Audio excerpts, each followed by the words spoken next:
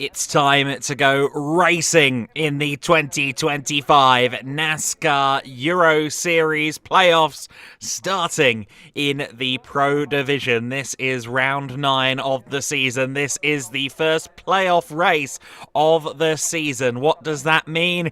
It means that the drop scores are done. Every race from here will count towards your championship, and double points are on the line. The first 8 races of the year are vital for a good season. However, you cannot put a foot wrong in the final 4 events of the year. The final third are double points playoffs. We are here in Oschersleben. We are at a circuit that always tests the mettle of these drivers, and it's a place where the fans always come out in their droves. We are delighted to be back in Germany.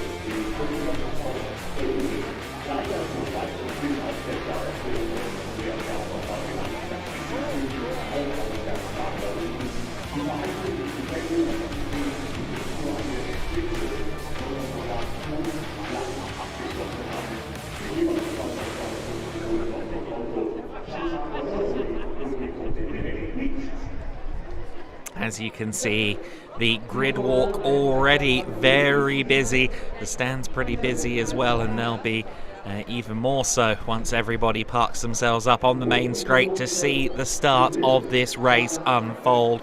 We are into a phase of the season that is extremely high pressure for the drivers at the front of the championship. Everything they've worked for to this point is on the line.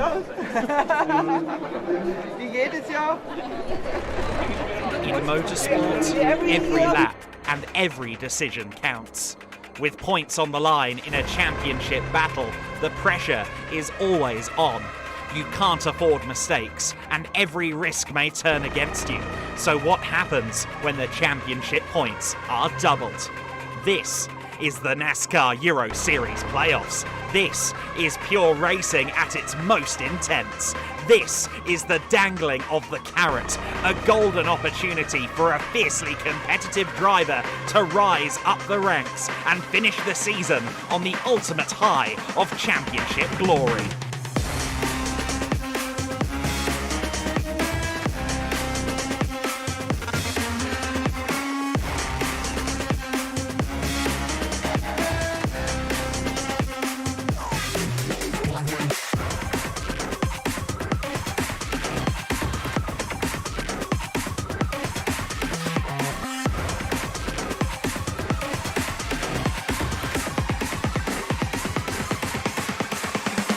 Welcome to Oschersleben. Welcome to the 2025 NASCAR Euro Series playoffs.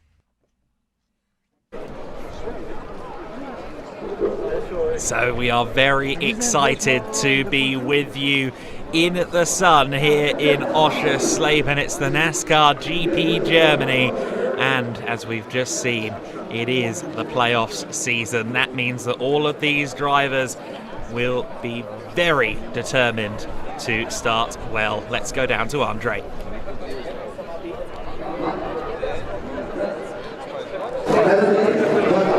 Before we went live, I told you, at the moment, Podium is the youngest winner in Pro, but it could be you now.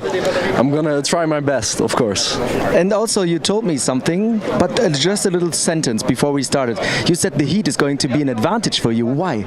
I just think we trained a lot. I did a lot of practice at home, and just physical, mentally, everything else. I think I'm prepared for this race, so I think it's gonna be good for me.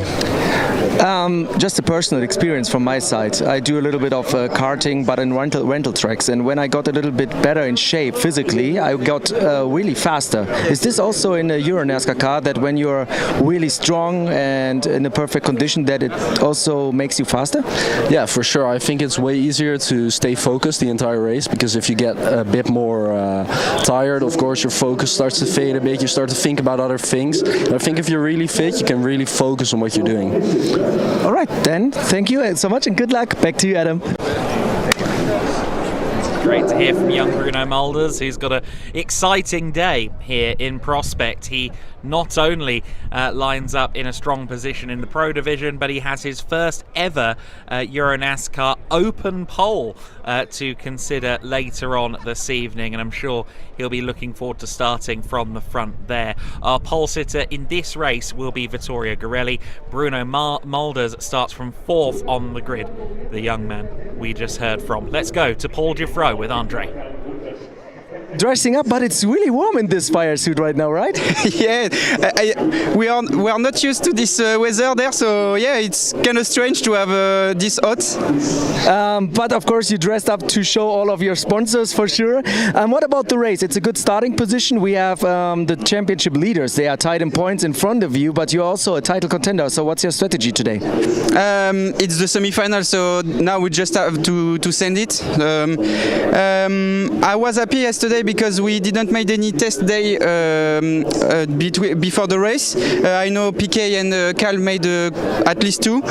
So yeah, I was happy of the pace, but this morning it's the lack of the experience of the track the morning. So yeah, we were a bit lacking a bit of pace, but I feel I have a good car for this type of conditions. And it's really hard to overtake there, but I feel that there will be some fight in front. So I will take the chance I have, and if I lost the chance, I will not force it, and we have to make points. So I will not crush myself for a second place to finish last. It's not the goal, but if I can go second and first, I will go for it. A few weeks ago, you gave me a coaching on iRacing on this track with a car that's not that far away from a Euro NASCAR car in the simulation.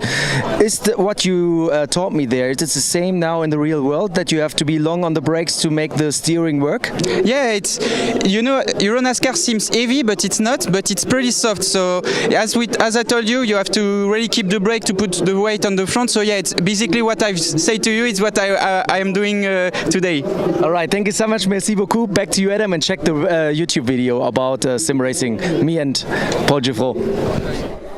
I bet I could have you, Andre. 2 seconds a lap, easy. Of course, exciting times for those into gaming and NASCAR. NASCAR 25 is on the way soon, featuring all 3 National Series and ARCA, which is very interesting indeed.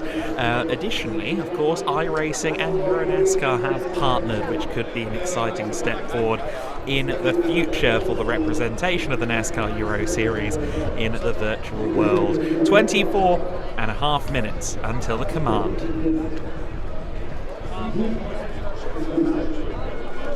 Gianmarco Ercoli next to you. You're tied in points. It's playoffs time. Double points on the line. How are you feeling? Yeah, it's a super battle. So much fun between us two. Is many years of battles. We did a very good qualifying, so I'm very happy with the pace of our car. PK Car Sport 24 was flying this morning, and we took the pole. And yeah, let's see what comes out. We have the pace. We just have to do a good start, stay focused, and do our job. And then we see where we are. All right, grazie mille. Thank you so much. Back to you, Adam.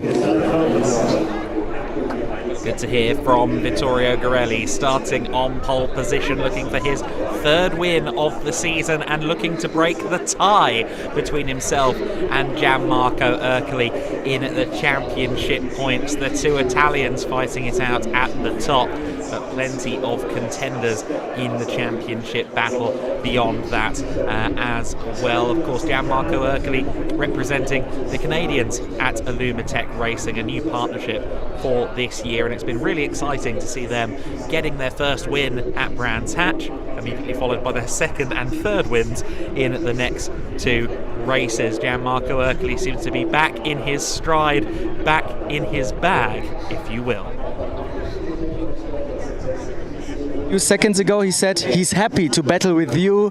A lot of respect, great battles for many, many years. What's your point?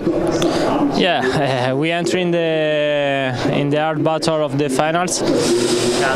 We start in a really good position because here is better the second position than the pole position.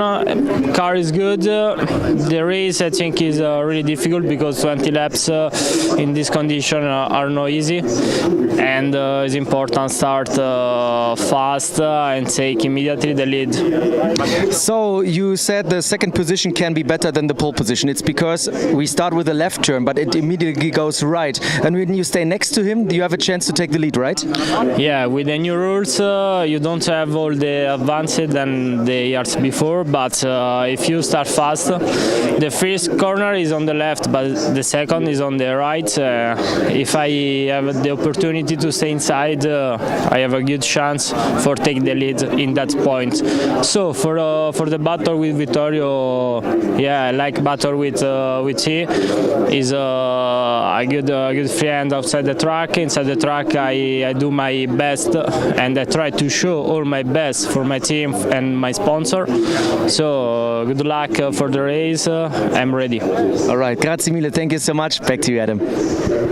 Thank you very much, Andre. Good to hear from Gianmarco Ercoli.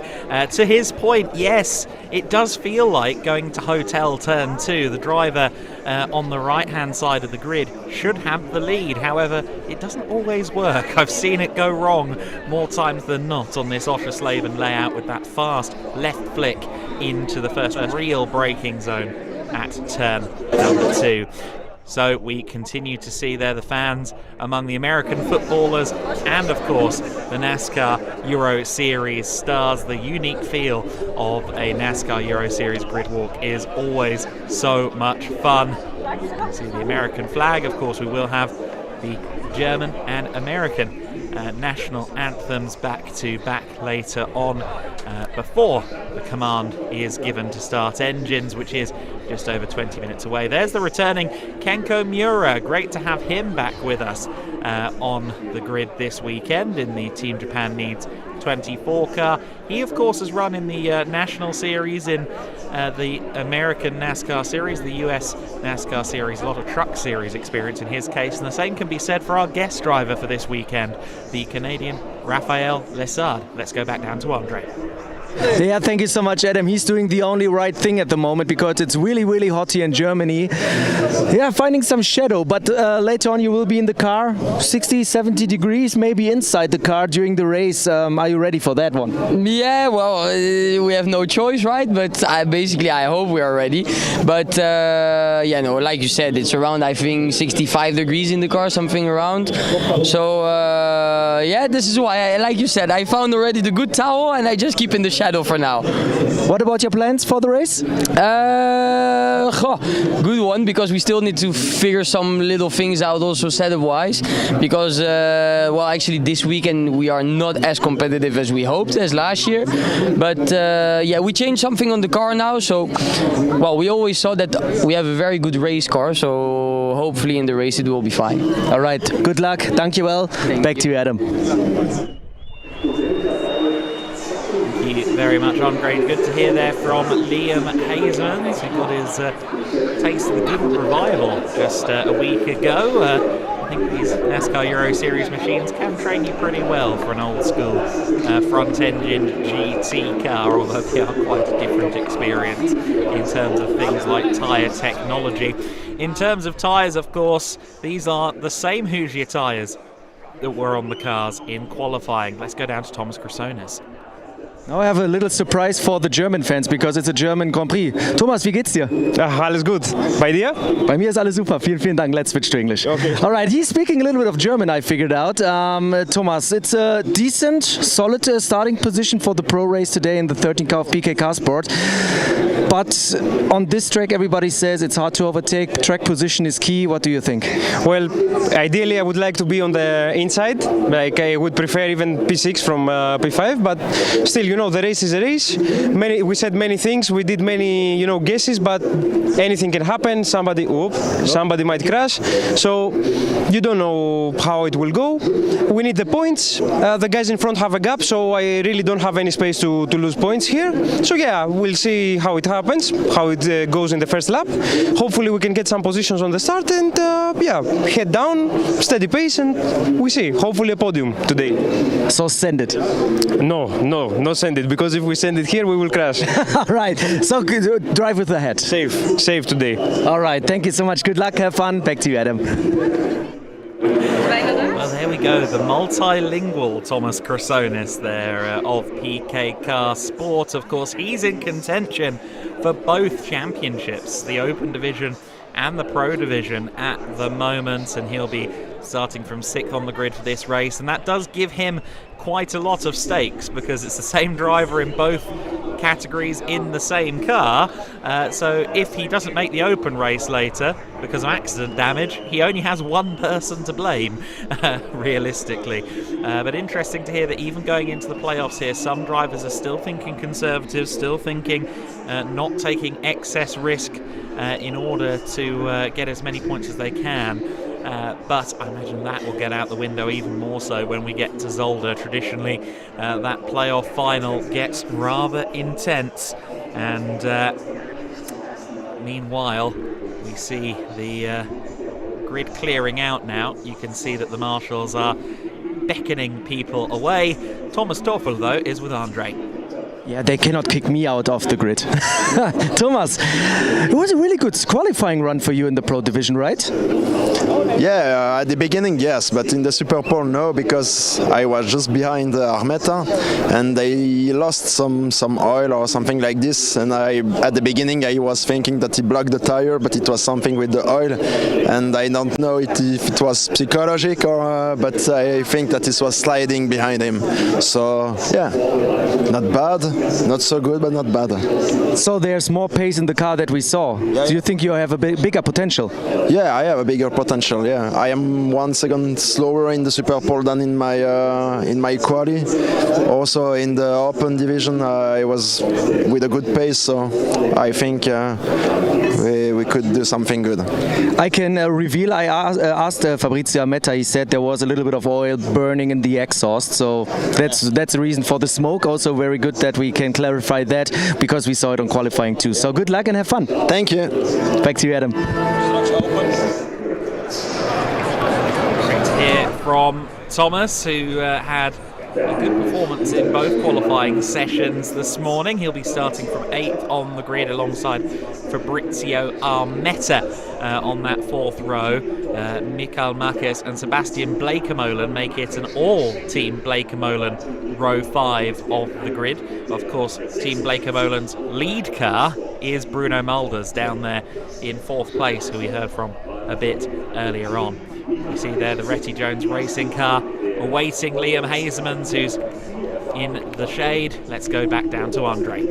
Yeah, thank you so much. First time on the live streaming in an interview, Mikael Marquez. It was really good for you in qualifying, right? It was not bad. I know this track still. I'm learning the car. It's still very, very new to me compared to the GTs I'm used to normally driving. But I was happy to be in Super Bowl. In the Super Bowl, the lap was not so clean, but yeah, P9. I'm satisfied out of the 25 cars. It's a nice position, and yeah, now looking forward to the race. There was one thing you said. It's quite tough to go from GT racing to Euro NASCAR racing, or it's a big step. What are the main differences between the GT car and this car? It's just the way you drive it, the way you have to push it. It's just in many things it's similar, but in the last tends to push not too much or to push too little. These are the differences. The GTs you can lean on them more, but this car you have to work more with the weight transfer, a lot more. And if you do it just a little bit wrong, it punishes you instantly. All right, thank you so much and good luck. Have fun. Back to you, Adam. Yeah, Yeah, I've heard that before, that the weight transfer is a critical element, and great to hear there from Michael Marquez, the second Czech driver on the grid, of course, after Martin Dubek, who's firmly part of the furniture. In fact, Michael Marquez has beaten Dubek on the grid for today. He'll be starting from 10th. Dubek for Hendricks Motorsport starting 11th, just alongside Garrett Lowe of Promotion, who'll be getting some home support, not for himself, of course, he's an American driver, but for his team, the Promotion squad, German-based, and I'm sure they will have a lot of support down there in the Under 99 crew. Looks as though Garrett is down there with Andre. I suspect they're going down there in just a second. The PS Plus competition back driver has a little bit of work to do to get himself into the top 10. Yeah, but we start not with Garrett. You will be the second one this time, because happy birthday, Dominic Shark, 35 years old now, home race, everything set for the open race later on. How are you feeling? Yeah, I feel me good. It's my home track, so many people, sponsored partners, my family is here. Yeah, and good weather, and I hope for good results in the race. Also, you are the first driver to be confirmed, or you have been confirmed for the 2026 season. Why are you coming back to Euro NASCAR again?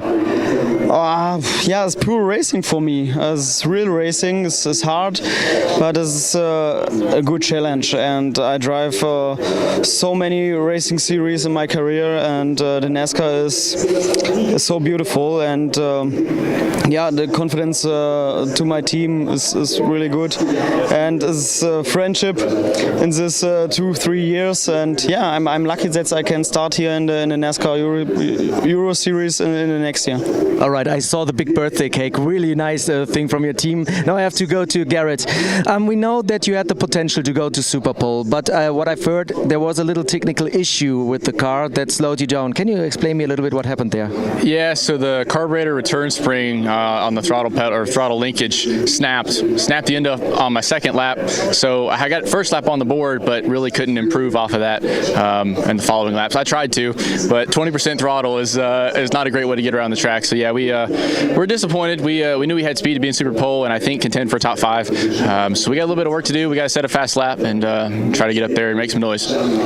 Any special ideas to make the overtakes? Because a lot of drivers tell me it's really tough to overtake at Oschersleben, but in the past, every time I get $1 for that, I would be quite rich when the driver tells me that. Do you say something different? Are there spots to overtake? There is, but I think there's got to see some mistakes from other drivers first. So yeah, we'll see. The first 2 laps will be exciting, I think. Try to get as many as you can and try to pick them off one at a time. All right, thank you so much. Good luck. Back to you, Adam. The beauty, of course, of stock car racing is that there is a nice fiberglass device just in front of the engine that you can use to force a mistake. We do encourage non-contact, but there have been some physical moments previously here at Oschersleben, because it is tricky to pass. It is a frustrating circuit to find yourself behind somebody, especially when you feel like you've got the speed. It's just a matter of harnessing that and moving up through. We are less than 60 seconds away from the anthems being played here at Oschersleben, the German and the US anthems being played back to back, as is customary at our NASCAR Euro Series events. We're into the final 10 minutes now before the most famous words in motorsport are uttered, and it is really now a thrilling moment. This is the time where it starts to build, the anticipation. Everyone's done with the grid walk. They spill out into the tribunes and to the grandstands and speculate among themselves as to what is going to come in this race. It is playoffs season. It is must-see appointment viewing from here on out in the 2025 NASCAR Euro Series. The anthems are coming up in just a few seconds. Let's observe them now. Domani veniamo insieme io e te. You got a problem. Zone.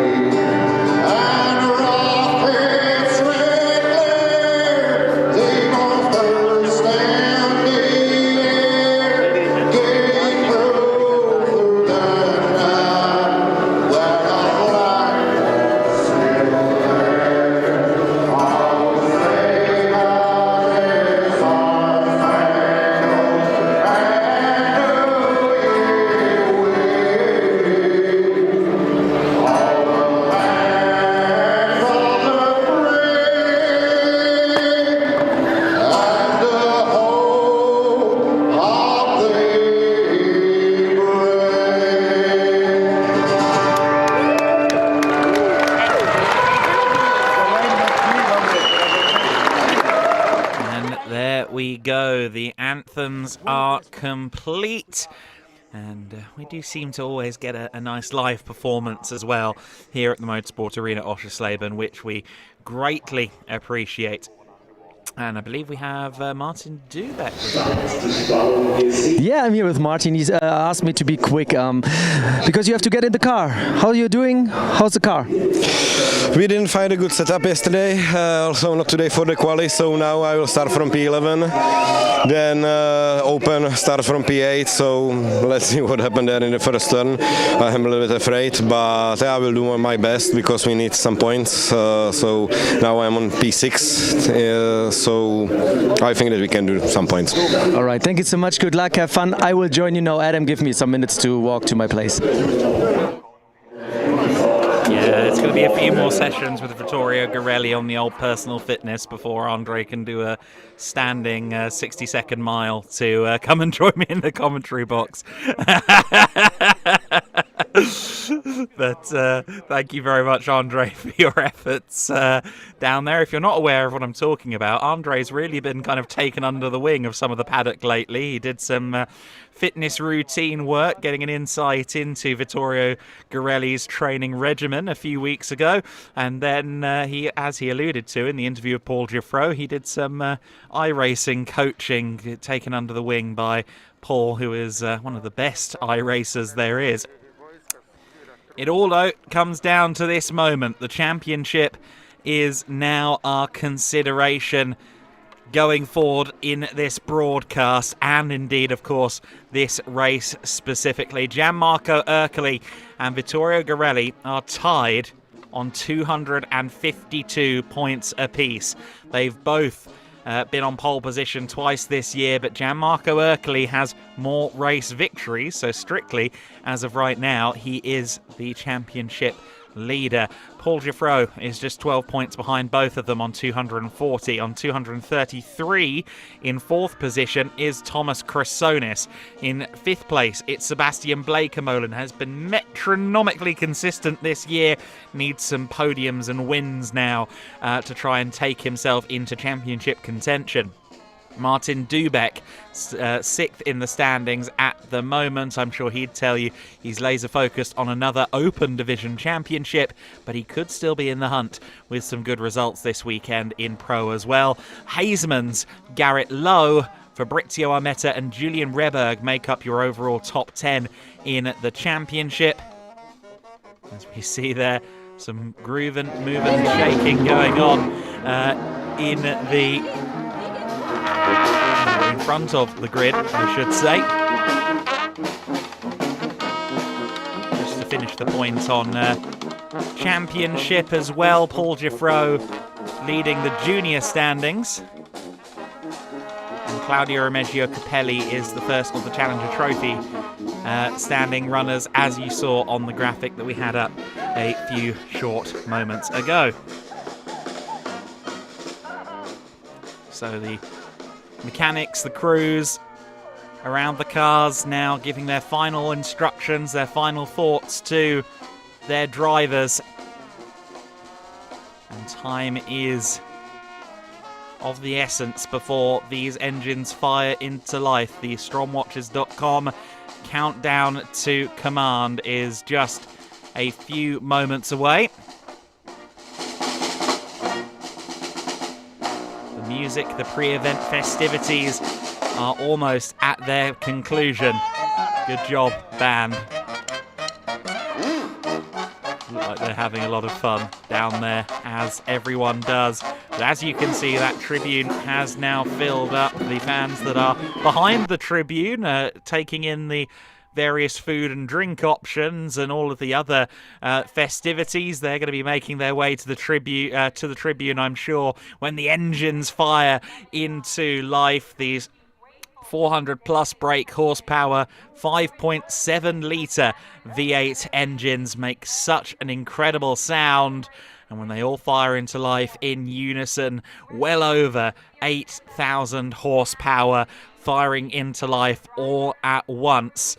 It is quite the feeling. It is an electric feel, and Motorsport Arena Oschersleben has been one of our best destinations in recent years. It's the third year that we've come here in the midst of the NASCAR Euro Series playoffs. We've seen some history. We've seen first-time winners. We've seen some very intense runs to the checkered flag as well on the last lap. The drivers have made the point more than once to Andre down there in the pre-race interviews. Yes, it is tricky to make a pass stick, but they will go the extra mile now that double points are on the line to try and do it. 2x2 rolling start, of course, for these NASCAR Euro Series cars, and it's a bit of a pinch point, turn 1 into turn 2. You're braking, the circuit narrows, the second apex kind of jolts out at you a little bit, which is why Paul Giffreau Gianmarco Ercoli may struggle around the outside of Vittorio Garelli on that front row of the grid. The command is coming. Let's go down to our officials.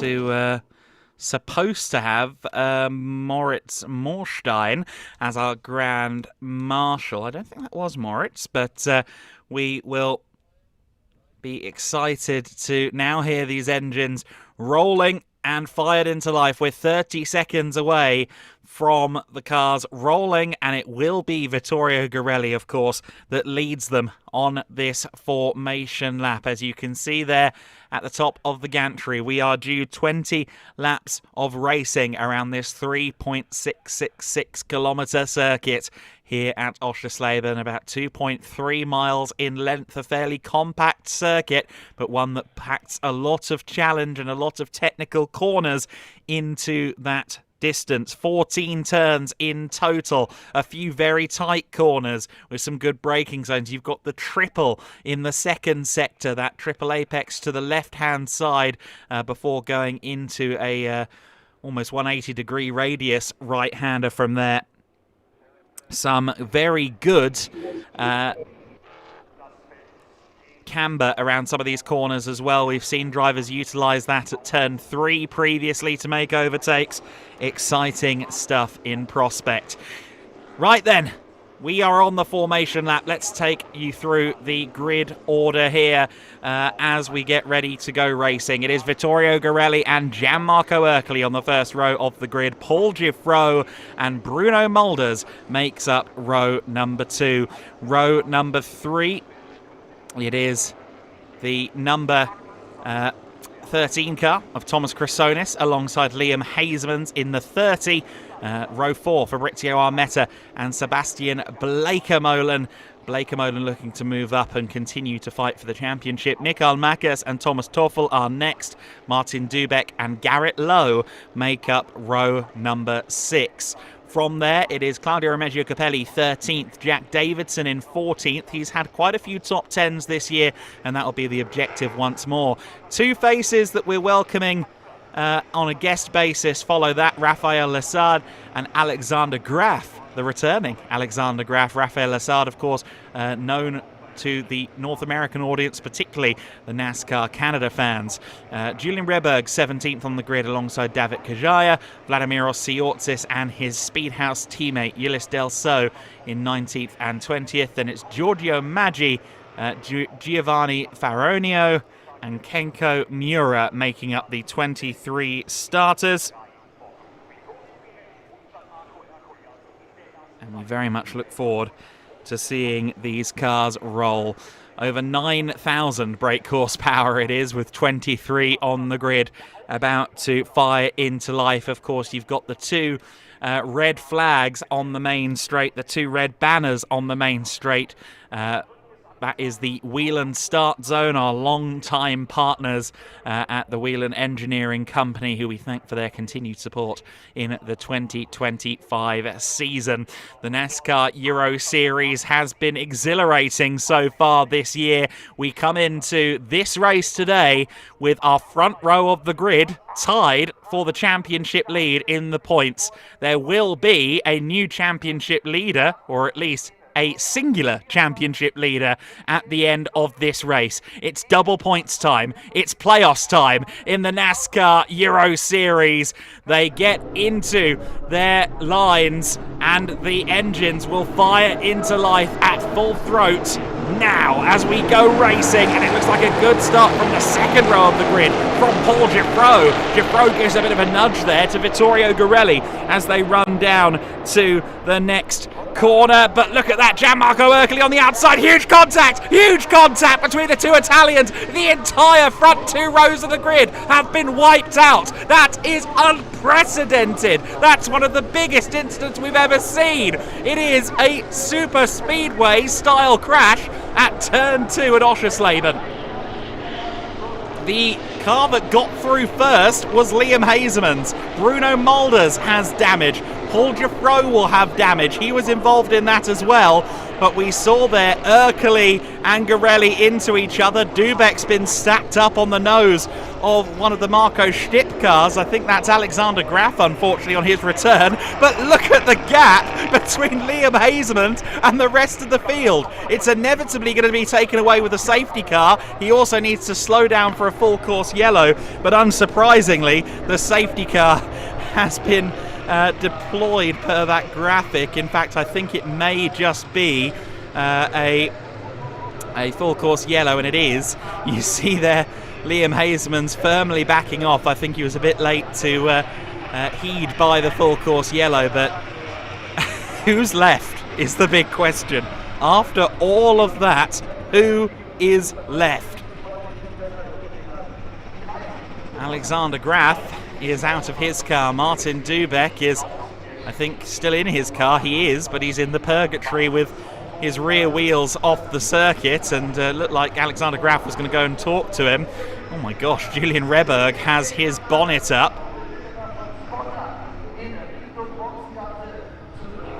You see there the 24 of Gorelli behind. Vittorio Gorelli then still rolling, but he is way, way back. The last time I remember an accident this big off the line would have been Valencia last year, where we called it the big one.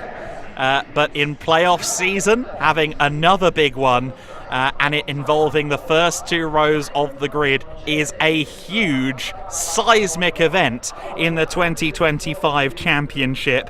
This is huge for the championship. The situation is still unfolding before our eyes at the moment, but Andre, well, that's thrown a spanner in the works, as the British say.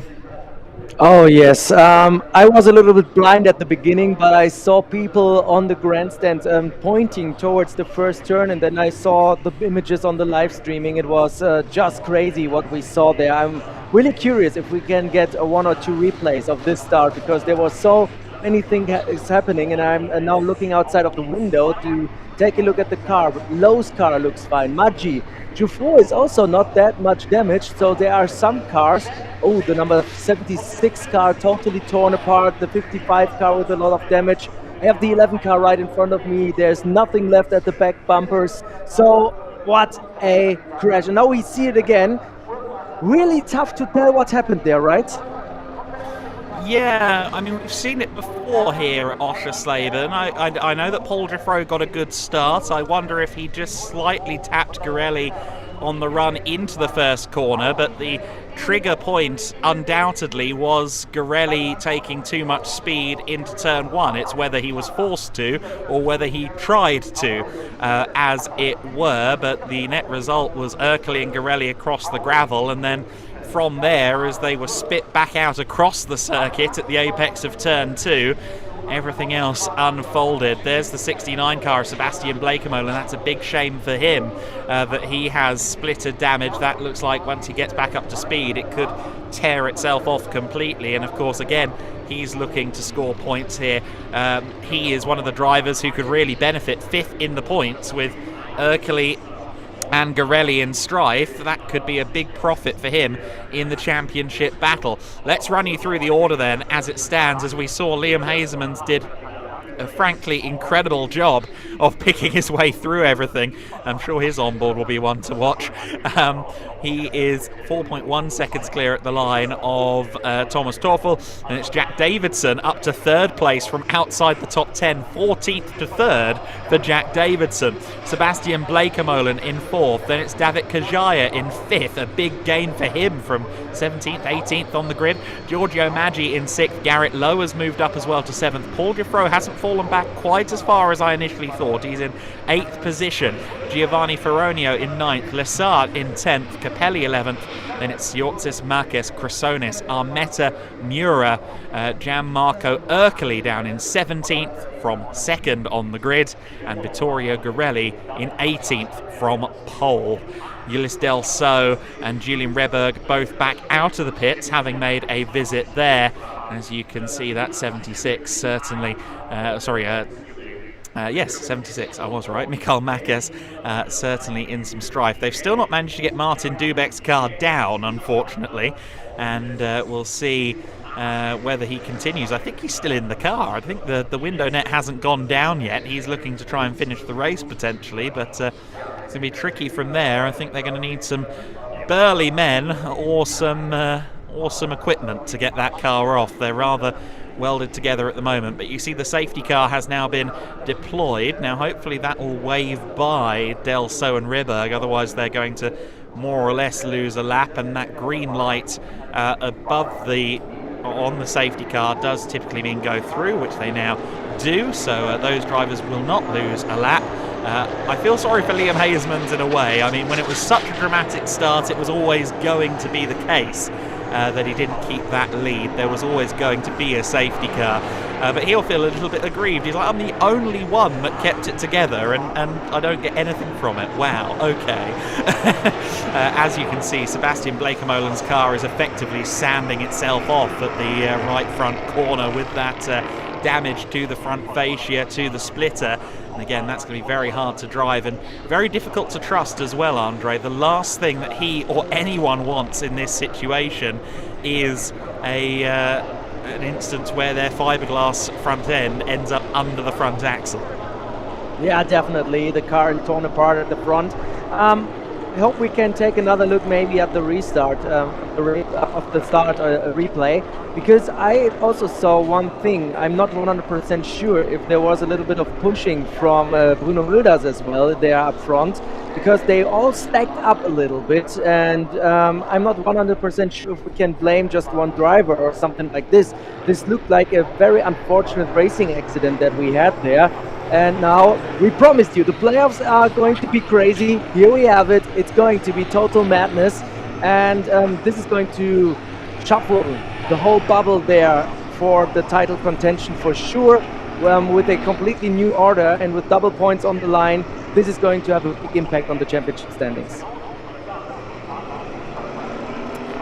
Absolutely. Well, by no means, to your point, certainly just a symptom of a 2x2 rolling start into those first couple of corners. I don't think you can necessarily attribute blame to anybody, but I do suspect that the initial root cause, not to blame, but cause, was potentially Giuffre into Garelli. We've seen that happen before, but we'll have to get a couple of more looks, and of course Race Control will get a lot of camera angles to work from.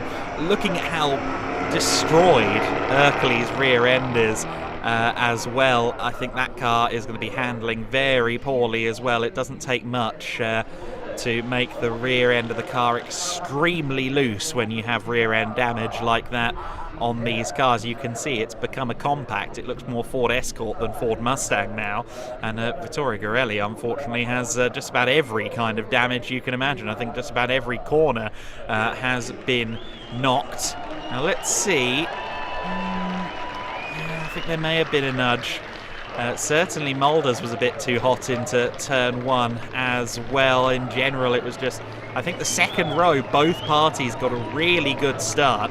Garelli and Erkeli were super close together, and the net result of all of that was the 4 cars at the front compacting into each other in the braking zone. And what we've ended up with is a stack of cars. We've now got Martin Dubeck removed from the bonnet of the number 47, which is a good effort, but I think he's waving to say let me keep driving. I think he is going to try and keep going. I guess points are points at the end of the day, but yeah, for Dubeck, that was certainly an uncomfortable moment, I'm sure, to end up in the rear of someone and then realise that your own rear is pointing skyward as Alexander Graf has nowhere else to go. Somehow we still have 20 cars running, Andre. If you'd given me an over-under guess after the end of lap 1, 5 seconds after that crash, I'd have gone, 14? No, somehow we have 20 still running. These cars are pretty stern.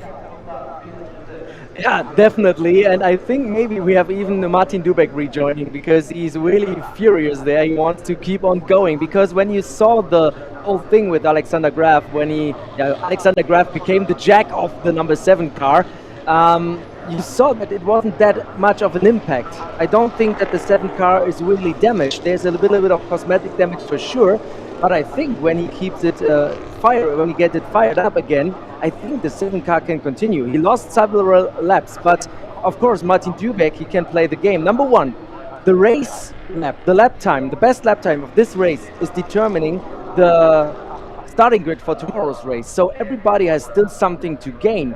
And if you have a damaged car right now, this means you may have a poor starting position tomorrow.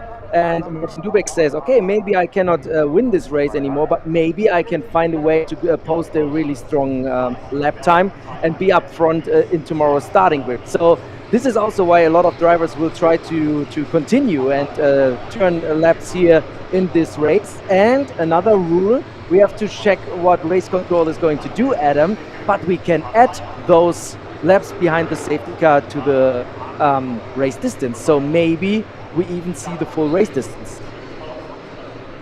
Yeah, quite possibly. Full race distance under green would be very good to see.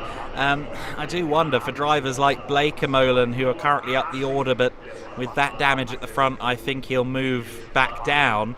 I'm interested to see whether we have a few drivers that end up going into the pits for repairs and then going back out for a little mini qualifying session towards the end. I would think that might be the case. The 47 car then is being towed back. Now I saw restart will be on single file on the right lane. Are we going this time by? That car is still in position. I think probably not. You can see the lights are still on the safety car, so I think we are going to wait one more lap, but they have done a very effective job of clearing that incident. It was just the matter of getting 1,250 kilos worth of NASCAR off the front of Alexander Graf, which we managed to do after a couple of laps.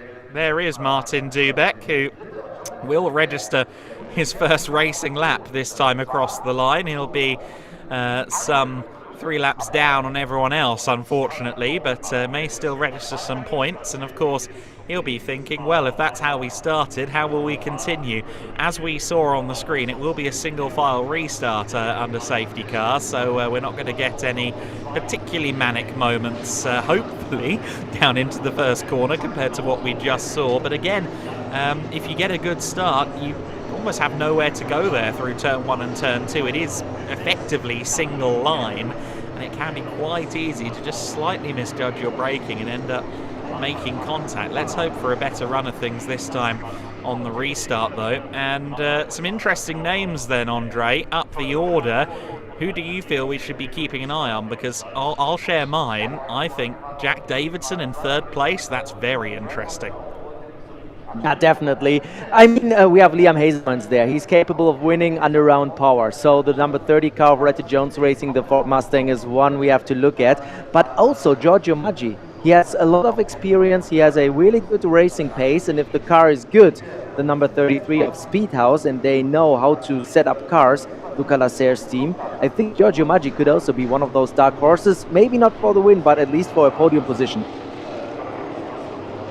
Yeah, certainly for a few parties here, this race has turned around in their favour. Someone like Jack Davidson, who qualified 14th, someone like Garrett Lowe, who qualified 12th. In the case of Davidson, he's currently in a podium position, and Garrett Lowe up in 7th place.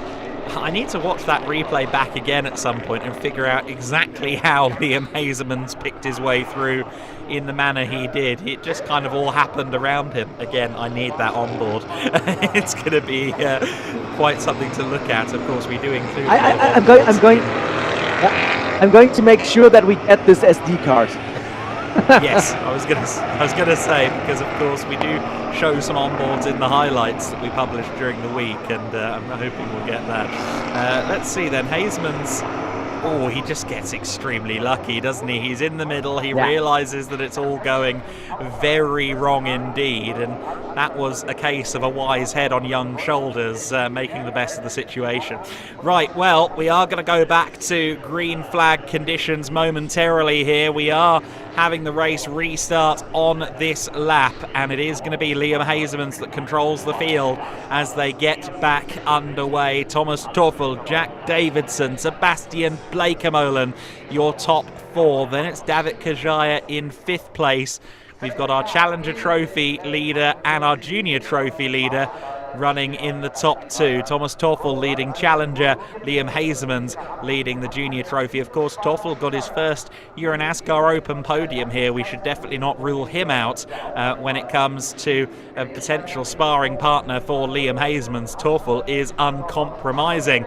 So then, they go to the right lane as instructed by race control now for this restart. They're into the restart zone. We are racing once again at Oschersleben. It's a good start from 4th place there for Sebastian Bleikemolen and his ailing car. Some 2 and 3 wide going on further back, but it's Liam Hezemans that leads the way. Then it's Toffel, then it's Davidson. Oh, and Sebastian Bleikemolen gets turned around by Giorgio Maggi. Garrett Lowe has to take evasive action on the grass, and I just had that feeling that Sebastian Bleikemolen was going to be a sitting duck, and sure enough, there we go.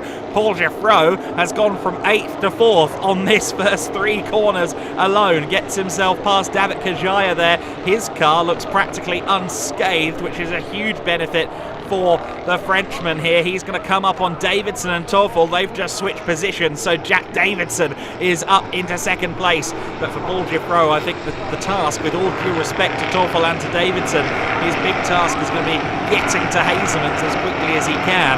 And as you can see, Hezemans has already built, that must be about a 2.5 second gap as they come out of turn 10.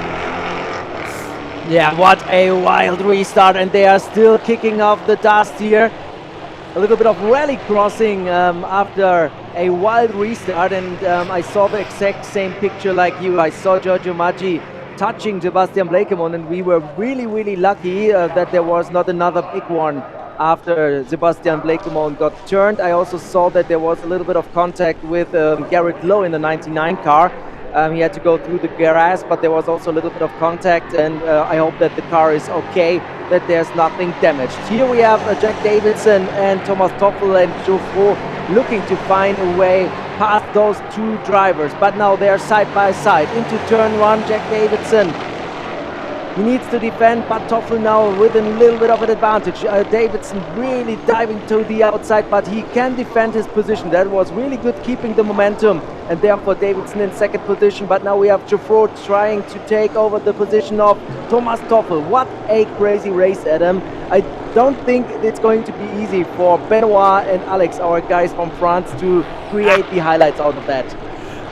No, I agree with you. It's going to be an uphill battle for sure, as we see there Garrett Lowe on the back of David Kajaya there for 5th place. Jack Davidson looks to me like he's slightly struggling on corner exits to get the traction down, which is costing him some time down the long main straight into the first corner. It also looks to me like the inside of turn 2 is extremely dirty, which is why Jack Davidson had quite so much more pace around the outside. I think for the next 2 or 3 laps until that circuit clears, the outside line at turn 2, counterintuitively, is the way to go. Garrett Lowe looking to the outside as they approach the shell curve. You've got to be brave to make it work around the outside, but it beckons the inside at the following corner, and that was an exemplary move there from Garrett Lowe at turns 11 and 12. Thomas Chrysonis has moved up a little bit as well. He's got around Vladimir Osiortsis, and look at this scrum now for 2nd place. It is still Davidson, but it's side by side now between Toffel and Giuffreau. Giuffreau didn't get the best run out of the corner, and to his earlier point with you on the grid, he doesn't want to take excess risk trying to make up for 3rd position, especially with Thomas Toffel, who has maybe got slightly less stakes up against in the championship. Again, Davidson taking the outside line there and making it work nicely. Look at that, he gains a car length, maybe even 2, just by straying to the outside there, though it did look like the track was cleaner that time by Paul Giuffreau. Not wanting to take too many risks. He'll recognise with Garelli in 14th and Urkeli just ahead of him in 13th. This is a big points gain day potentially if he can just hang tough. And I'm really sorry for the wrestling terms, but this triple threat match became a Fatal 4 match right now because Garrett Lowe is there and he's really fast in the 99 car, and he's now playing also a role in this battle for 2nd place, and it's all an advantage for one guy, and that's Liam Hezemans. 4 seconds clear, and there we have the 2 championship leaders.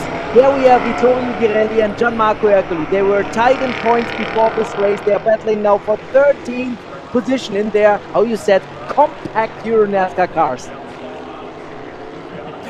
Yes, indeed. I doubt they're running at full chat with the amount of damage that they've got. They've got Thomas Chrysonis up ahead, and they're lapping quite a lot slower than anyone else ahead. Both cars are wounded, are injured. They both strained their metatarsals, but they continue nonetheless. They've got Kenko, no, actually that's Fabrizio Armetta just behind them, and Armetta's car looks a little bit, no, it is Kenko Mura, sorry, and he looks a little bit cleaner with his car. Garrett Lowe has closed in on the battle for 2nd place in a huge way. What a drive here from Garrett Lowe. He's moved up into 4th position. He's gotten around Giuffreau, and Giuffreau there looked like he was struggling for a gear to me, as Toffel is off on the grass. Side-by-side contact there with Jack Davidson. Davidson, who I think might have some more damage than he did earlier on. I don't know whether something happened there off camera, but now Garrett Lowe is taking advantage of the opportunity. He gets past Jack Davidson as well. Thomas Toffel is up to 2nd, Garrett Lowe is up to 3rd, and Paul Giuffreau all of a sudden is down to 5th place. I wonder if there's more to that story than we saw. Wow, but what an amazing drive by Garrett Lowe there. He's now on the way to have another podium finish after Most. He started 12th. The US-American hybrid racer, he started 12th with technical issues on his 99 Green Motion Chevy, and now he's fighting for a podium position, and I think he's really hungry there to also get the 2nd place. And remember, Adam, he's also fighting for a top 3 in the junior trophy standings, and with Ercoli and Girelli so far back, he would also gain a lot of points on the championship leaders. Yes, he would, most certainly. Well, we watch on as Liam Hezemans is, 5 seconds clear? Probably more. He just set his fastest lap of the race at 1:34.079. He's 6.4 clear of Thomas Toffel at the moment. Garrett Lowe in 3rd. Giuffreau now up to 4th ahead of Jack Davidson. Kajaya with his damage in 6th position, and Faronio having a very good race, it must be said, all the way up in 7th position. That's a bit of a turn up for the books for the club competition driver in the number 22. The 56-year-old Italian racer who has lots of GT and prototype experience in his past, but he's running nicely in that number 22 car. Capelli wants to try and get by, of course. He wants to try and move up to 3rd to get himself that podium place in the Challenger Trophy division. They're fighting for 3rd in class as well as 7th overall at the moment, and I feel Giorgio Maggi will be driving a little bit frustrated, being a bit reflective in the cockpit at the moment, thinking about that collision with Bleekemolen and all it cost him, as we saw there Capelli kicking up the dust in a big way.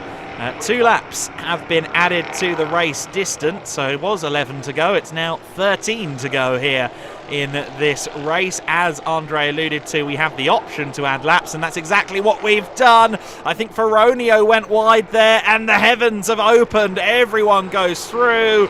And unfortunately, Ferronio, I think, may have made a mistake there, and a costly one at that. Meanwhile, our guest driver, Raphael Lessard, is trying to go all the way around the outside here at the final corner against Giorgio Maggi. Will he get the run out of the last turn to try and execute that into the first corner? He doesn't need to wait that long. He jets past. It looks like Maggi has a slight power deficit. I think that car's running a little bit sick. And Lessard is up all the way into 8th position on his first appearance with us here. And what I see right now is that Garrett Lowe posted the fastest lap of the race so far. So we have the 99 car, if I'm not mistaken, on provisional pole position for tomorrow. That would be also a first off for Garrett Lowe. And I have to say one thing, props to Giovanni Faraonio. He was really strong in defending that position, but once he made a little mistake, he opened the door, he kept it fair, he did not pull again into the line. He really did a really good job there. So in my opinion, Faraonio, really good moves there, even if he lost positions. Yeah, absolutely. I think he made the right call there. Of course, he's got to think as well about the fact that that car needs to be in use later on in the open division. That's the case for everybody, and the last thing you want to do is look in the eye of your teammate and say, yeah, sorry. It is a consideration, I think, for some of these drivers, certainly, that kind of transactional relationship between the two grids. It looks to me as if Vittorio Garelli has suddenly found some pace. He did a 34.282 last time by, and he was on the back of Giovanni Ferronio there. So I think Garelli is on his way up. Garrett Lowe again with the fastest lap last time by, a 1:33.6, but that's immediately bested by Paul Giaffro, whose pace is back up to where we'd expect it to be, a 33.2. Oh, Giovanni Ferronio is off the track and gets back pointed the right way coming out of the last corner. He should continue on unabated, but he will have lost positions all the way down to 16th, unfortunately, with that one. Garrett Lowe, though, pressuring Thomas Toffel. We've still got 11 laps of this pressure cooker vibe that we have to this race, and Thomas Toffel, I am sure, more so than anyone on this grid, if he's got second place in the Pro Division here lined up for himself, those elbows are sticking all the way out. There we have a replay, and it's Vittorio Garelli and Giovanni Faraonio coming together there. There was contact. Garelli was on the inside and Faraonio on the outside, but still they made contact in this last corner of the track, and that's why Faraonio got into a spin. Very unfortunate, because in my opinion Faraonio did a really good job in this race and should not be in 16th position after what he did so far. But that's racing, that's part of it. We have Hezemans now 6 seconds clear of Thomas Toffel. The number 30 car of Rette Jones Racing looking really strong now, passing the finish line. Then we have still a three-way battle. Toffel, Lowe and Giuffre. Davidson lost a lot of ground in the pink 21 machine, and it's again Toffel trying to defend his line. Lowe trying to find a way, but not in turn 1, not in turn 2, but still I think that Lowe has a better pace than Thomas Toffel, and it's just a matter of time we see another attack. The unfortunate thing is that Paul Giaffro has a better pace underneath him than either of the cars ahead, so this could soon be a 3-car scrap. Sebastian Bleekemolen has been in the pits. He's now back out on the circuit, no doubt looking to try and get a good time in for tomorrow's grid, which is set by the fastest laps in this race. Armetta is in the pits. Mikael Mackes has been in and out of the pits a couple of times, and this means that Martin Dubeck is quite justifiable in his anger and his desire to get going again, because he's going to have moved up 2 or 3 spots by the time he crosses the line next time by. Liam Hezemans then 6.4 seconds clear at the front of the field. He's ramping up the speed too, again thinking ahead to the grid for Sunday, all while trying to win the race here on Saturday. think the only one who's probably not thinking about where his fastest lap leaves him for Sunday is Thomas Toffel, because he's far too busy. He's rather preoccupied with Garrett Lowe and Paul Dufresne, and I think Garrett Lowe has seen Paul in the mirrors and is now having to divide his attention as Paul Dufresne has a little look to the inside going into turn 14. Is there maybe now a little bit of a tire issue there for Garrett Lowe, because he lost a little bit of pace, I think, because now Toffel is pulling away and he has to defend against Paul Dufresne. Maybe the tires are not in the correct working window at the moment, and therefore, oh, we have problems for Jack Davidson.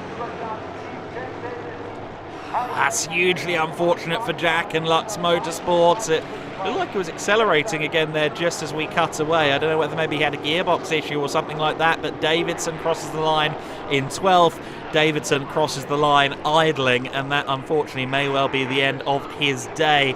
That's a massive shame, because he was having a really good race up to that point. Unfortunately, he hasn't got the best lap time in either, so I'm not sure he's going to be that high up the grid for Sunday, but for a while there it looked like Saturday was really going to be a great day for him. Unfortunately, that isn't actually going to be the case come the end. And Garrett Lowe still fighting for this third position. Dufresne couldn't find a way past here. And what do we have here? That's Claudio Remigio Capelli doing a little bit of rally crossing as well. We have so many incidents in this race, but luckily no big damage to the number 5 car. We are back in the battle for second place. Toffel, Lowe and Dufresne stacked together there, and Dufresne having another look to the inside in the final corner, but still he cannot attack Lowe in a way he can maybe put himself next to the 99 Chevy. He's trying it again now on the start-finish straight with a little bit of the toe, a little bit of drag he has there, but still Lowe defending third position. Here David Tejaya, Capelli, Lessard, Sorzis, Crassonis and Girelli, and Adam. The incident between Girelli and Faraonio is under investigation.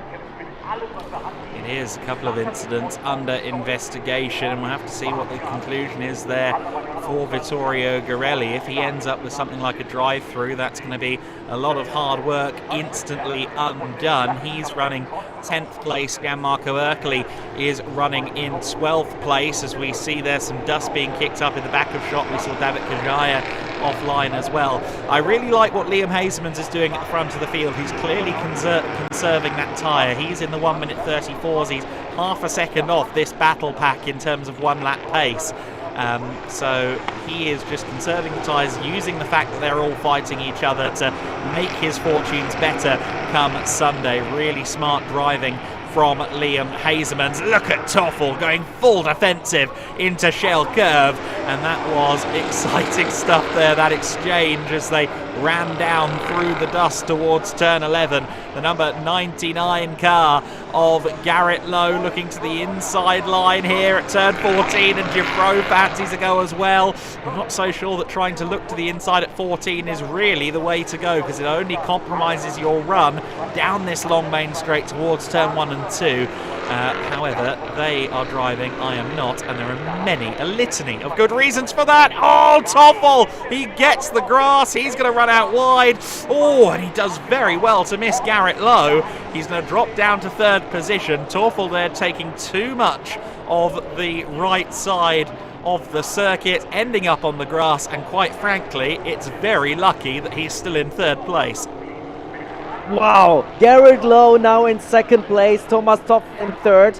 He misjudged a little bit the braking zone there, I think, in turn 1, but somehow he kept the car then on track when he rejoined in front of Paul Dufresne. But now the door is wide open for Garrett Lowe to post his best personal result in his very young NASCAR Euro Series career. The US-American hybrid racer, NASCAR driver on iRacing. He got his first overall podium in Monster. Now he's taking this momentum into Germany, into the German round, the first playoff round with double points on the line. This is a game changer, especially with Girelli and Ercoli so far back. Yeah, we spoke about it, didn't we, pre-event? I wrote a preview about it, just how much the pendulum can swing and how irrelevant the regular season can become during the playoffs. And we see there Garelli on the hunt, trying to move through the order desperately, while knowing most likely that there's an investigation over his head as well. He's also got his teammate Thomas Chrysonis behind, but I don't think Chrysonis will be doing anything silly here. I think he's focusing more on the open division at this juncture. Certainly he won't be wanting to lose out on the good relationship that he and Vittorio Garelli have currently. I think that's mutually beneficial that those two get along, and Chrysonis isn't going to try and hinder that. Paul Gieffreau is through into third position. Thomas Teufel has let him by. Well, maybe not let him by, but certainly Paul Gieffreau has found a way by, and that means that Garrett Lowe will have to watch the mirrors a little bit. Incidentally, now that Garrett Lowe has been released, Liam Hezemans is back on the pace. He just set his personal best of the race at 33.261.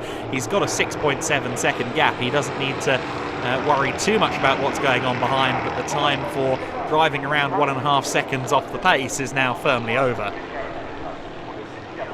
And what an amazing battle there for the podium positions. But now with a Lowe and Gieffreau past Teufel, I think Teufel has no bullets left in his gun to fight for a podium position, because Lowe and Gieffreau, they both have a really great pace. The only thing that can change this result again, in my opinion, is a mistake by Lowe or Gieffreau.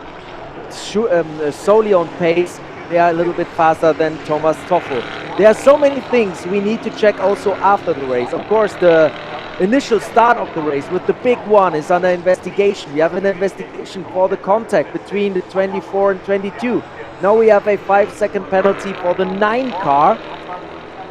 So David Kajaya for a contact with Claudio Capelli that would relegate Kajaya a little bit down the order, because he's there in the middle of a fight with 4 cars, 5 cars. So Kajaya maybe not in the top 5 after this penalty.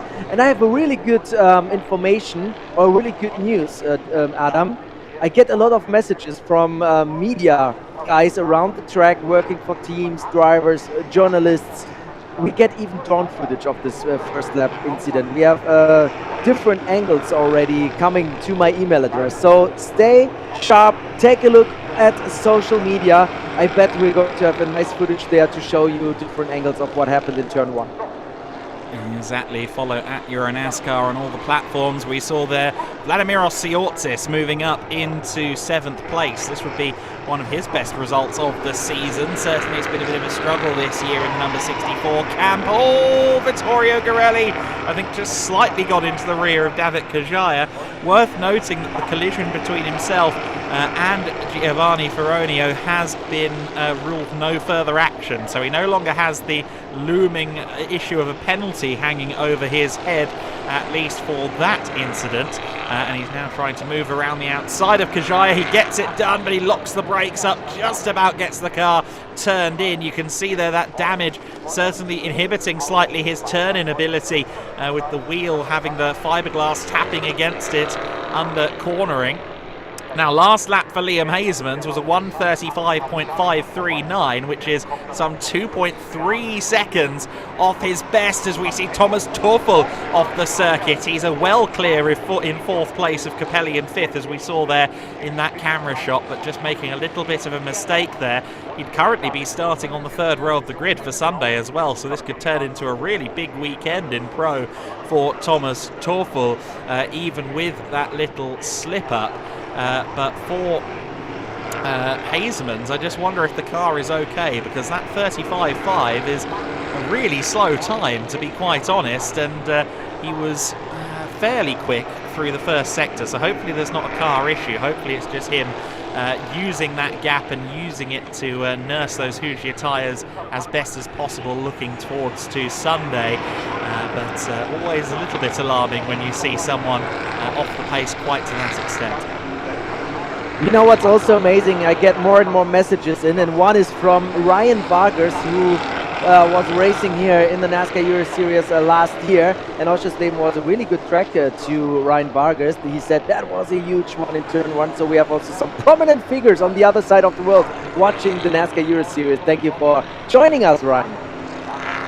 Yeah, great to hear as we see Thomas Toffel losing the rear end there on that bump, that compression between turn 1 and turn 2, which is always a point of contention for everybody as they try and get the car turned and stopped at the same time. I think Ryan's given some hints about wanting to come and join us on the broadcast one of these days as well. Hopefully we can make that happen.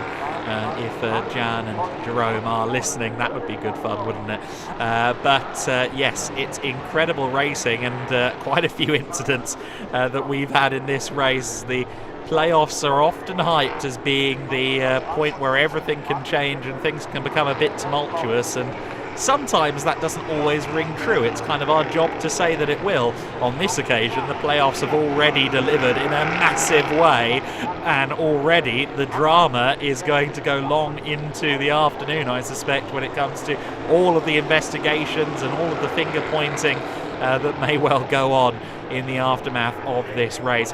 We're about to hit 2 laps to go here, Andre. Liam Hezemans has driven superbly so far. I think so long as things stay okay for him, he might well be joining in victory lane, but I'm not sure what order the podium will be behind him because Paul Giffreau is on a charge. Yeah, definitely. And you know, when we have 2 laps to go right now, it's my time to go to the victory lane podium section. It's quite a walk, so I'm going to catch as many drivers as possible, have fun with the last laps of the race. Thank you very much, Andre. Here comes Paul Giffreau. He's looking to the inside briefly there at turn 1. Garrett Lowe, I think, just skimmed the edge of the grass there on the run down to the first corner as well. As it stands, the points for most overtakes, which is 8 points, will be going to Vladimiros Siortsis. That's huge for him. That'll be the equivalent to finishing 4th, 3rd even on the road. He's gained some 12 positions from his original starting place by virtue of staying out of the way of all of these dramas in this race. We're 1.5 laps away from the checkered flag. Liam Hezemans is nursing his car around, not because he has a problem, but because he's looking to conserve those Hoosier tyres that have to do the full race distance on Sunday as well. And while that's going on, Paul Giffreau is trying hard here to gain a couple of extra points over Garrett Lowe. He said he wouldn't risk it all for 2 extra points. However, it is now a racing situation. Perhaps the red mist hasn't descended, but the adrenaline is surely pumping through the young Frenchman. And if the opportunity arises to move in to 2nd place, he will certainly take it. It's an all-junior trophy front 3 here. It'll be an all-junior trophy overall podium as things stand. I wonder if we can make it just 1 ceremony instead of 2 if things stay as they are. Paul Giffreau trying his best here, but Garrett Lowe, the young American, has got a great racecraft underneath him. Relatively speaking, still quite inexperienced in the real world, particularly when it comes to road course racing. However, he has that great skill set learned from iRacing and other platforms as well in the simulation world. And he's been using that to great effect to just keep Paul Giffreau at bay here in these last laps of the race.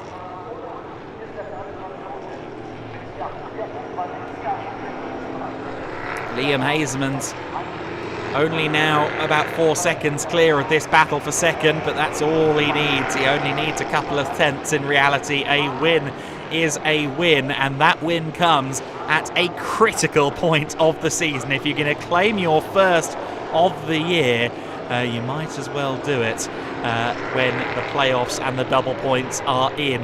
Hezemans comes into this weekend 51 points off the championship lead. He's going to be a lot closer in just 2 corners' time. Turn 14 awaits, and then it's the main straight for Liam Hezemans. Ferretti Jones Racing, it will be their first win in the Pro Division of the NASCAR Euro Series. Congratulations, Liam Hezemans. He has won his first race of the season at the perfect time. Garrett Lowe and Paul Giffreau round out the podium. Garrett holds on to 2nd place. It'll then be a lonely man in Thomas Toffel making his way across the line in 4th place after that error that we saw from him earlier on. He's been nursing the tyres, I think, towards the end of the race as well. Claudio Remeggio Capelli takes 5th. Raphael Lessard will take 6th position, our guest driver, with a great performance. He won't score championship points, however. That's worth bearing in mind as Kenko Miura unfortunately loses out there around the final corner. And that will drop him to 14th ultimately, ahead of Jack Davidson, who did continue on. I just wonder if he had an off or whether there was a slight issue that then rectified itself, but we saw Davidson looking like he was grounding to a halt. He does, however, make it across the line in an unfortunate 15th place. You'd have hoped for better than that. So behind Lessard, it's Siortzis in 7th, Vittorio Gorelli in 8th place, Thomas Chrysonis in 9th, and David Kajaya in 10th. However, given the nature of the race we just witnessed, I do have that urge to put provisionally at the end of that top 10.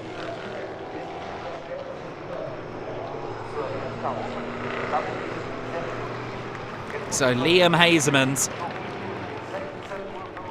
will be our race winner here today. Garrett Lowe 2nd, Paul Giffreau 3rd, Race Arts, THT by Race Art, Thomas Toffel in 4th, Claudio Capelli 5th, Lessard in 6th, Siortzis 7th, Vittorio Gorelli in 8th place, which is huge for him given where he was at the end of lap 1, Chrysonis 9th, and David Kajaya in 10th place. The rest of the order: Maggi 11th, Gianmarco Ercoli 12th, Ulysse Delso in 13th, Miura in 14th, Jack Davidson in 15th, Giovanni Faronio in 16th, Julian Reberg 17th, Dubek, Blake Emolen, the other 2 cars that were running multiple laps off the field, in 18th and 19th place. Mikael Makes and Armetta failing to finish. Mulders and Graf, of course, not even crossing the line to start lap number 2, not getting a lap on the board.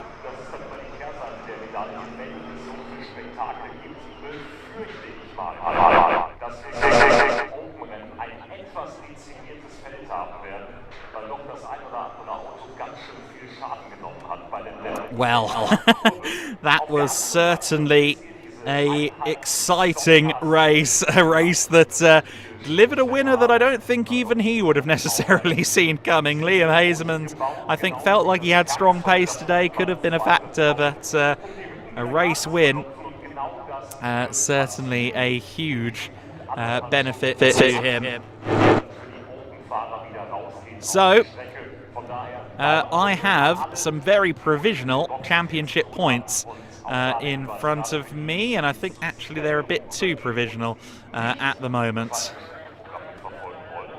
We'll just wait for them to be ratified again before we give you them, but I believe Paul Giffreau will be moving into the championship lead with this, which is a huge part of the proceedings. We can now firmly look at the points properly, and that is Vittorio Gorelli still the championship leader, which I thought was going to be the case. Gorelli then leading by 4 over Paul Giffreau, so it's shifted considerably in favour of Giffreau. However, Gorelli has a bigger championship lead now. He was tied with Ercoli. He now leads the championship undisputed by 4 points over Giffreau. Gianmarco Ercoli, incidentally, is 8 back on 304.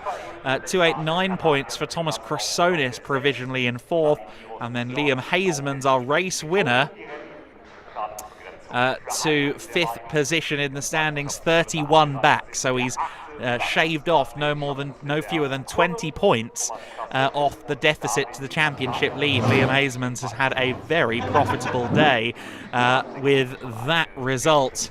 He'll be in victory lane. Retty Jones Racing in the Pro Division at the victory lane for the first time, of course, in partnership with the wildly successful Hendricks Motorsport outfit. Hezemans will be on the front row tomorrow as well, with the fastest laps having their effect. Yes, cameraman, we have you. Yep, we have you. Hello. Paul Giffro will be the pole sitter with a 1:33.1 on pole position alongside Hezemans, Garrett Lowe and Gorelli. Your first two rows of the grid for Sunday. That's going to be very exciting. Meanwhile, Liam Hezemans makes his way up onto the roof. He is celebrating his first win of the season. It's been a while for Liam Hezemans since we've seen him at the tippy top of a NASCAR Euro Series race, and I'm sure that's going to be quite the feeling for the young man. What a couple of weeks he's had with good racing in Moss, with the Goodwood excursion between events, and now his first win of the season that brings him closer to championship contender status. There is still somewhere in the over 250 points left to score in this championship, and with a deficit of 31 between himself and the championship lead, suddenly it feels like a less intense leap for him to try and contend for the championship. Liam Hezemans will be very happy indeed. An all-junior trophy podium as well. The future is now. The youngsters at the top in Euro NASCAR, Andre.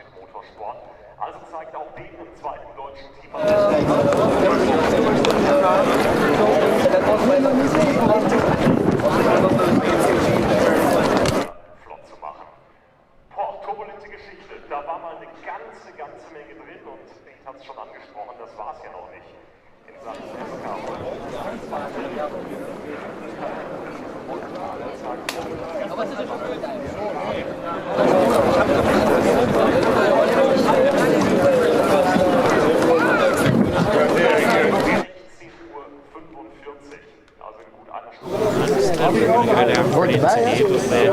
Maar welke tijd hebben wij? Ja, ik kon het maar met paarden. 33-2 en de snelste was 33-1. Ja, maar weet je, heel eerlijk, ik durfde ook niet die eerste bocht, want ik ging gewoon de eerste ronde bijna. All right, we are ready. Yeah. Liam, when you were here, still in the car, you said that was my lucky day. I told you to finish first, you have to finish. Tell me something about that race. Yeah, no, it's true. Well, I mean, for sure, this was of course a bit of luck, for sure. But it's like you say, you need to be first to finish, so you need to cross as in first place to be able to win the race. So that was very good. Also, we made some changes to the car, so now also I think it's much better.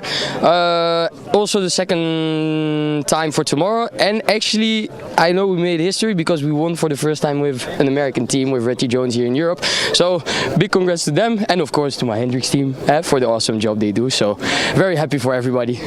We saw you managing the gap really well in the second half of the race. You were up to 6 seconds, then it was 4 seconds. Were you managing the tires, and did your spotter tell you, okay, now Garrett Lowe is past Toffel, then you increase the pace again a little bit? Did you do the tire management there? Yeah, no, 100%. At one point, you know, we saw we had like 5 seconds gap, so we also, well, my spotter was just telling me on the radio, just keep it cool, like just bring the car home.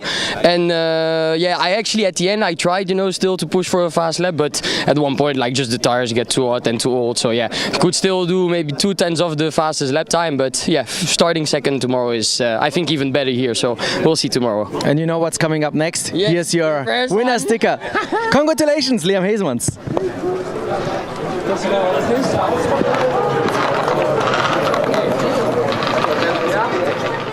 Big congratulations to Liam Hezemans. As he said, some history there with Retty Jones Racing claiming a win in the NASCAR Euro Series. Of course, a team that's accomplished quite some highs in Xfinity with Noah Gragson a couple of years ago.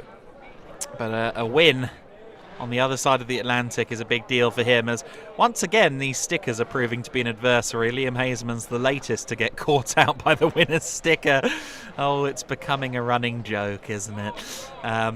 The next event definitely isn't in May. Of course, we'll be racing tomorrow here in the NASCAR Euro Series, and then it's Zolder coming up next, the de facto home round for Liam Hezemans, and that will be very interesting to see what he can do, not just tomorrow, but when he gets to Zolder, and what position will he be in? What will he be fighting for by the time we arrive to Belgium? That question, I think, maybe one that he wasn't expecting. This race win has really launched him back up there, and that's the beauty of this double point segment of the season. The playoffs in the NASCAR Euro Series handled with a difference versus what we know from the US National Series. Paul Giffreau is down there with Andre. Of course, first of all, we have to get the right caps there.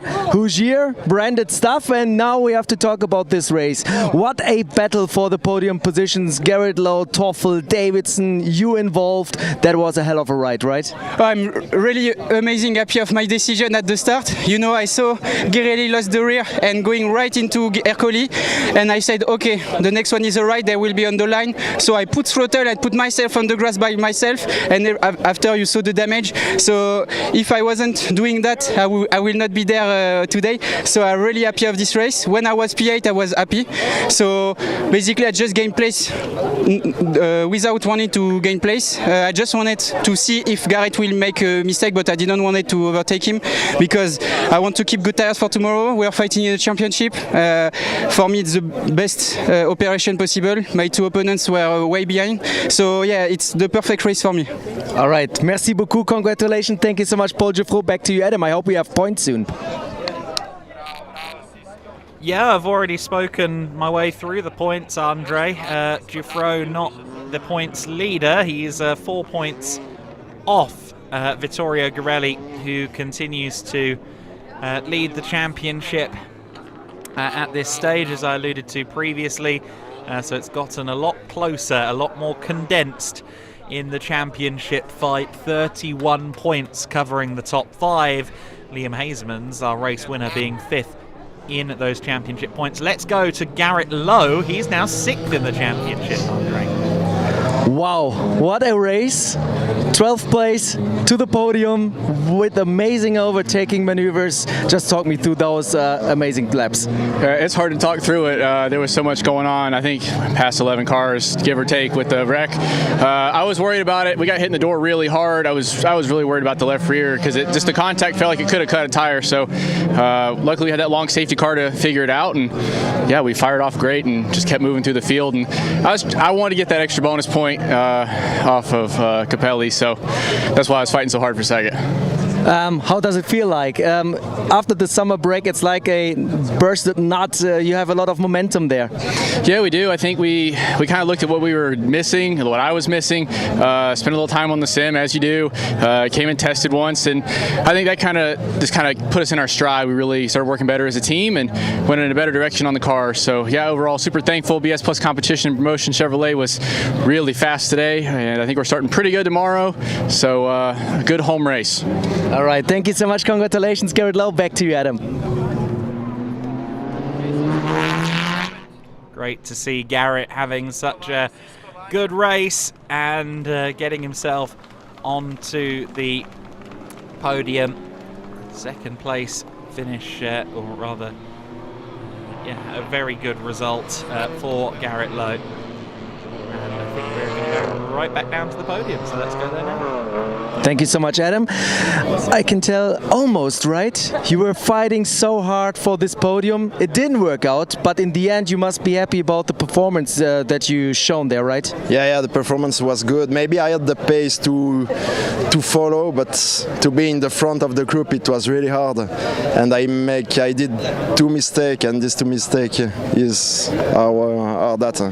the result from today. So I'm happy because I finished the race with a good position, and yeah, we will see for tomorrow. I think again you showed a lot of potential, what's in the car, what's inside of you. When you see the next cars coming up, what's the plan or what's the goals there? There must be a podium at least in open, right? Right? We will see. All right. I tried. Thank you so much. Congratulations, Thomas. Back to you, Adam. A little bit hard on himself there, Thomas Toffel, but he did well in that race. A 4th place finish is very good, and he's got a good position as well to start on Sunday in the Pro Division. I very much look forward to seeing what he does later on in Open. He always seems to go well here at Motorsport Arena Oschersleben, and I'm sure that start in the Open Division will be interesting as well. How much were they watching in the open paddock? that race start. Hopefully they'll all have taken heed and learned the lessons. Certainly, of course, the crews will be working hard to fix the cars up. Claudio Remeggio Capelli is with Andre. It was also an eventful race for you, Claudio. What were your highlights? Well, the 2 overtake in the chicane made me very happy, because I tried it 2 years ago and was not the same. And starting from P20, 20 something, I don't remember, and to be in the top 5 is very nice. I thought to have the best overtaking points, but Love is in front of me, so I congrats to Love. And the song is Fighting the World. Yeah, we have to complete the playlist until the end of the year. There's going to be something coming. The group? Yes. No, wait. Fighting the World is Manowar or Manowar? Is it Manowar? Manowar or Wasp? Manowar or Wasp. Well, I have to check it. Yeah, but maybe it's Fighting the World, because yes, MS in first turn.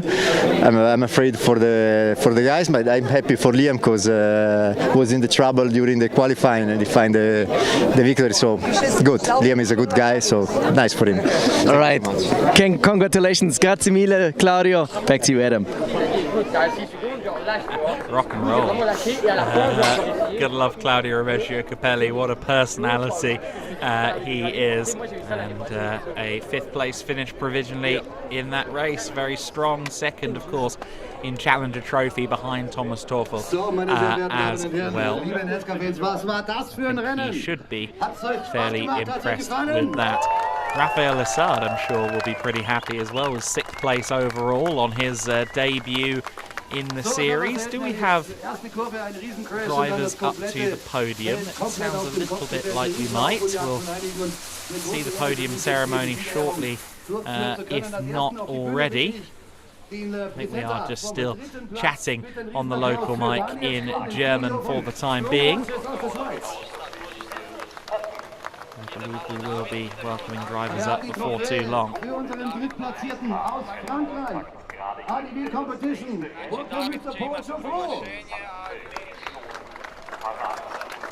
Okay, here we go then. Paul Dufro to the 3rd step of the podium. Die 2. Position, unser Speerwerfer vom SC Magdeburg, bitte kurz auf die Bühne, Moritz Moorstein.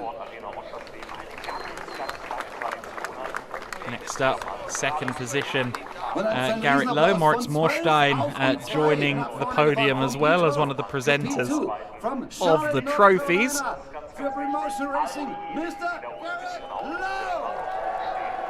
And there you go, Garrett Lowe gets the big announcement there. We've got Daniel Strom from Strom Watches and Moritz Moorstein on the podium with the drivers. Next up, we'll welcome Janne Bocklag,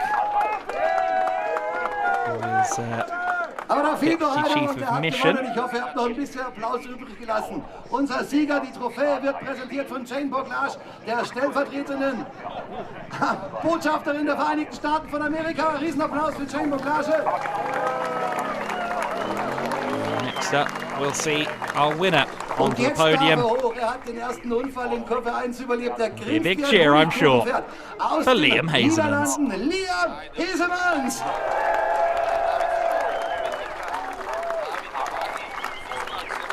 Always a popular figure with the fans, very bubbly and fun to talk to for all the fans. So whenever he has a success like this, I think everyone's rather happy.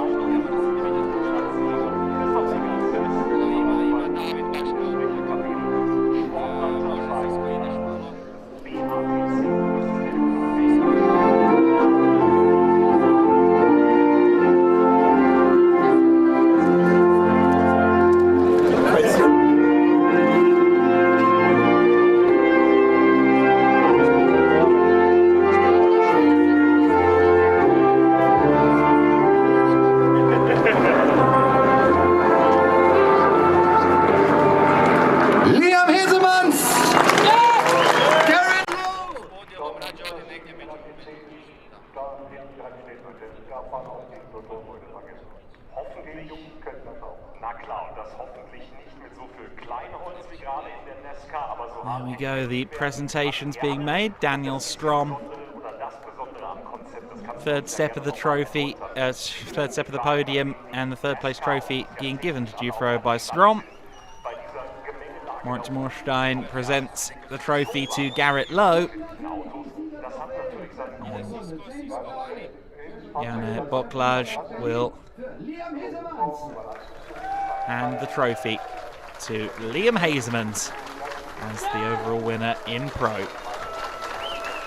This, of course, is also the exact podium for Junior Trophy. Surely we could just give them the... No? No? Okay. I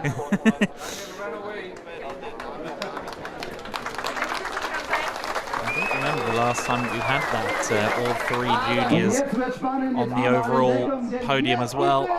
But yet another sign of just how much young talent we have in the series.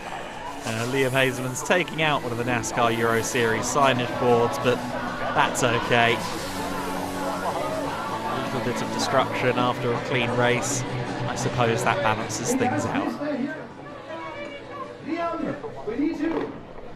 Meine sehr verehrten Damen und Herren, jetzt machen wir noch ein paar schöne Fotos für die Social Medias. Die drei Sieger, die werden sich jetzt umdrehen, in diese Richtung grüßen. Und dann möchte ich bitten, wenn es irgendwie geht, eine Riesenstimmung haben, bitte. Kleiner Test auf, einmal die Hände in die Höhe, NASCAR Fans Germany. Jawohl! You see the big picture there. So cool to see the fans down in victory lane watching this podium unfold. And Liam Hezemans takes a well-deserved drink.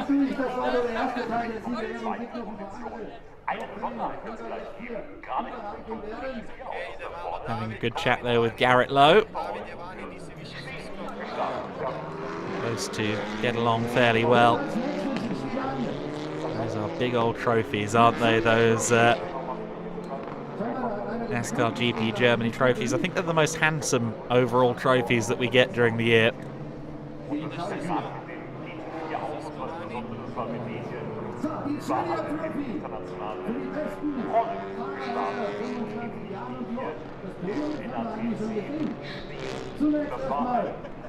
Nochmal auf die Bühne bitten, den Präsenter der dritten Kategorie des dritten Platzes. Nochmal ein Riesenapplaus für Daniel Strom.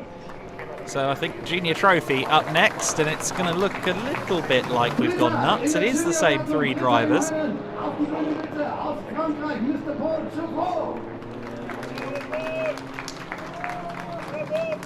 Paul Giffro makes his way up.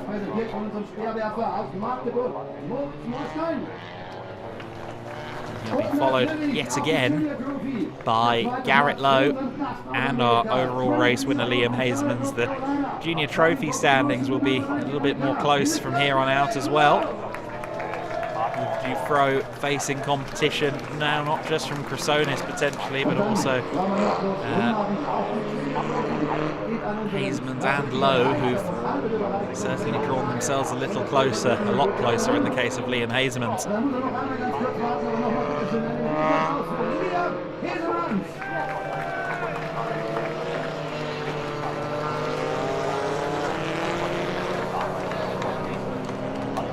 Und auch da bitte schön die Pokalübergabe. Die Trophies für den dritten Platz.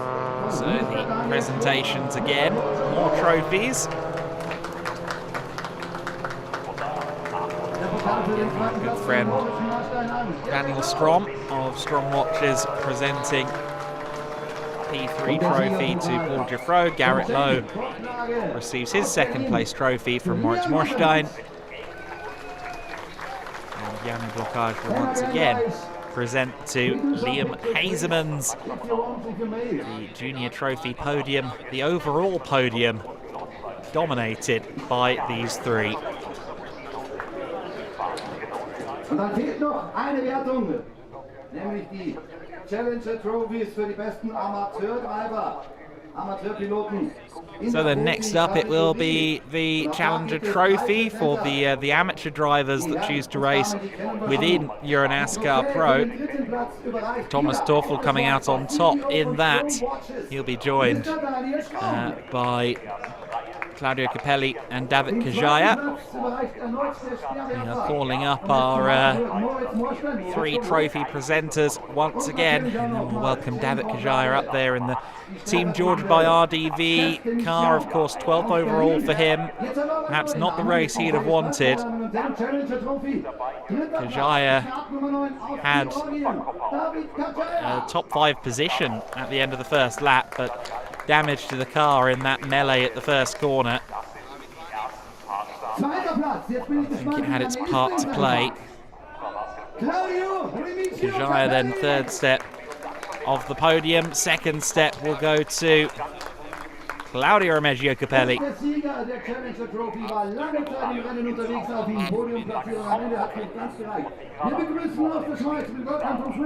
Here comes Thomas Toffel to the top step. 4th place finish as well, really strong stuff for the young, not so young, but the number 34 driver.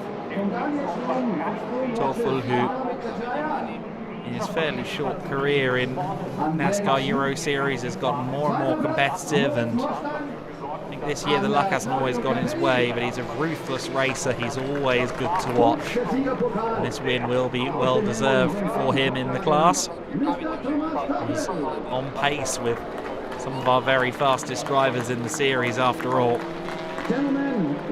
Kajaya, Capelli and Toffel pose together for the pictures.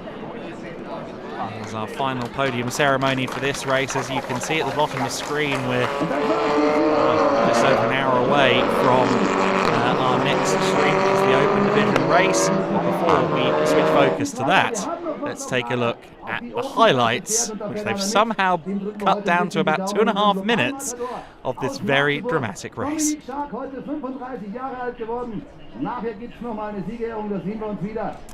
Well, as the pre-race festivities wrapped up, there was a collective feeling that this might get a bit interesting down to the first corner. The first 2 rows compacted together, and from there it was Mulders into the rear of Garelli, and then Ercoli was kind of collateral in that, so Mulders I think may have his part to play in that one. That is a big impact though into the first corner. That took out and shuffled the order massively. Liam Hezemans had the lead on restart. Sebastian Blakemolen got tagged by Giorgio Maggi, unfortunately. Meanwhile, Garrett Lowe and Paul Giuffreau started to fight it out for what was 4th and 5th place at this point. It was Toffel versus Davidson for 2nd up ahead as well, and Davidson and Toffel no quarter given. Great racing between the 2 of them.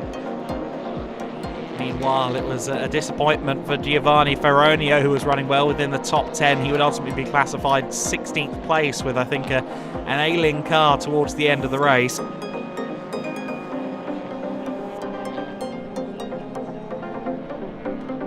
Some good battling all through the order. Vittorio Garelli and Ferronio, unfortunately, met in the middle after Ferronio started slowing down, and Garelli ending up making further contact. No penalty though given out mercifully to the championship leader.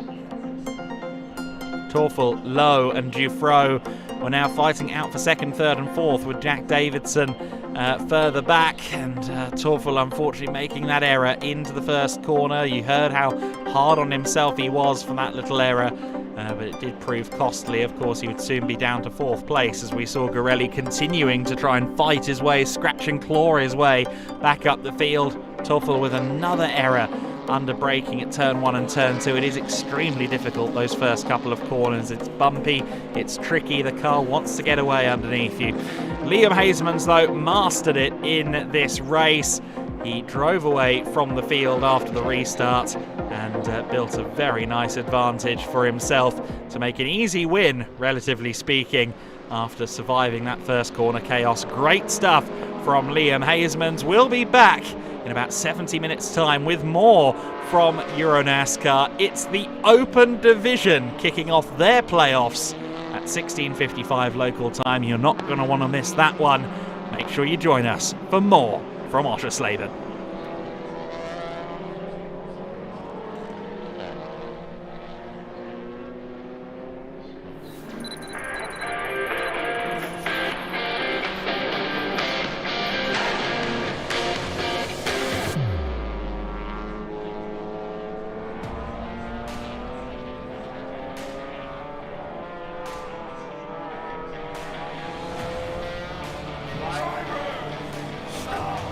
Finish.